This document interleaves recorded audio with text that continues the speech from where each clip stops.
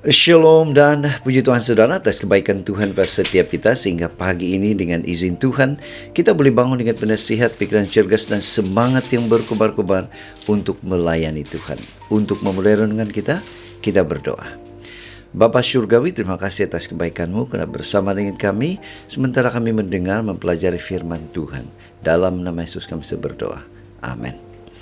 Saudara-saudari yang dikasihi dalam Kristus, tajuk renungan kita pagi ini ialah orang lain juga perlu mendengarnya. Apa hal tersebut? Bagaimana menyampaikan message tersebut? Firman Tuhan dalam Kisah Para Rasul 2 ayat 11 mengatakan, baik orang Yahudi maupun penganut agama Yahudi, orang Kreta dan orang Arab, kita mendengar mereka berbicara dalam bahasa kita sendiri tentang perbuatan-perbuatan besar yang dilakukan Allah. Saudara, bacaan kita hari ini kita boleh baca dalam Kisah Para Rasul 2 ayat 1 hingga 13. Ini merupakan peristiwa Pentakosta yang terjadi di kalangan murid dan pengikut Yesus setelah Yesus naik ke sorga. Ilustrasi. Orang Yahudi perantauan, penganut Yahudi, bukan bangsa Yahudi, orang Kreta dan juga orang Arab, merekalah yang mengucapkan kata-kata dalam ayat inti kita hari ini. Ya, orang Arab juga turut mendengar perbuatan-perbuatan Allah. Kisah Yesus hangat dibincang di Yerusalem saat mereka berada di sana. Kisah yang menakjubkan sekaligus menghebohkan. Yesus mati disalibkan baru saja berlaku. Kini mereka mendengar lanjutan kisah atau cerita ini. Yesus sudah bangkit.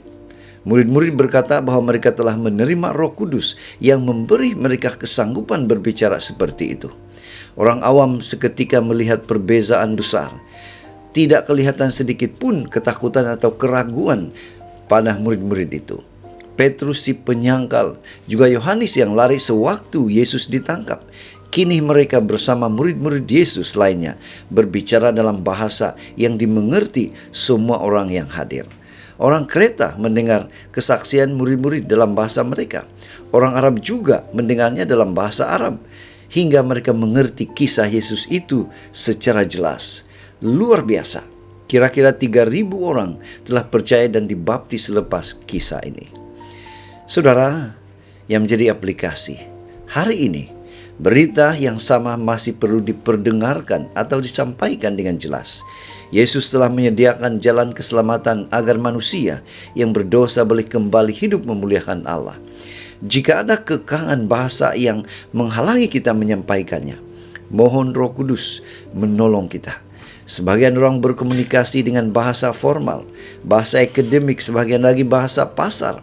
Ada juga mereka yang berbahasa dalam suku kaum daerah masing-masing. Tujuannya ialah hanya satu, agar message tentang kasih Tuhan Kristus itu difahami dan akhirnya membawa orang datang kepada Dia. Itu sebabnya saudara, pada pagi ini mari kita ingatkan diri kita untuk menggunakan apapun bahasa kita untuk menyampaikan message kebenaran, message kasih kepada siapa saja. Karena inilah yang Yesus harapkan dari kita. Inilah doa dan harapan kita saudara. Mari kita bersyukur, kita berterima kasih kepada Tuhan. Karena Dia memberikan kita kekuatan, kemampuan, sehingga kita boleh menggunakan bahasa kita sendiri untuk menyampaikan message kasih kepada orang lain. Mari saudara, kita tetap setia, tetap semangat, tetap positif, tetap sehat sampai Maranatha. Tuhan memberkati kita. Kita berdoa. Bapa Syurgawi, terima kasih karena memampukan kami menggunakan bahasa kami sendiri untuk menyampaikan message kasih kepada orang lain.